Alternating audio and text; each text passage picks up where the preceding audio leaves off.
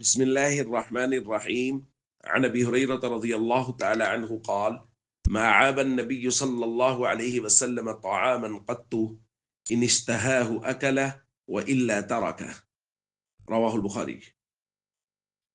حضرت ابو ہریرہ رضی اللہ تعالیٰ عنہ بیان فرماتے ہیں، نبی کریم صلی اللہ علیہ وسلم نے کبھی کسی کھانے میں عیب نہیں نکالا، اگر آپ کو مرغوب ہوتا آپ کھا لیتے، وگرنہ چھوڑ دیتے۔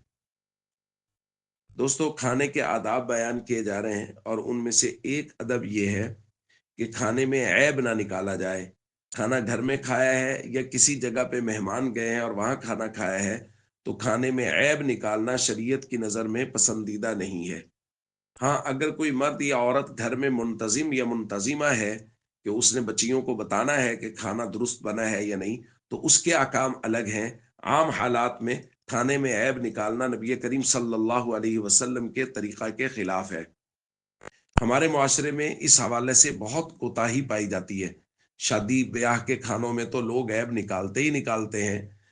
عام طور پہ دیکھا یہ گیا ہے کہ کسی جگہ جنازہ وغیرہ پہ بھی گئے ہیں اور وہاں جا کے کھانا کھایا تو وہاں بھی کھانا کھانے کے بعد، یعنی وہ لوگ بےچارے، ان کو ہوش نہیں ہے، وہ کس قدر صدمے میں ہیں، اور یہ صاحب یہ اس کھانے کے بعد عیب نکالتے پھر رہے ہیں، شوربہ زیادہ تھا، فلاں کام زیادہ ہو گیا تھا۔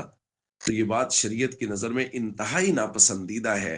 نبی کریم صلی اللہ علیہ وسلم کھانے میں کبھی بھی عیب نہیں نکالا کرتے تھے۔ السلام علیکم ورحمۃ اللہ وبرکاتہ۔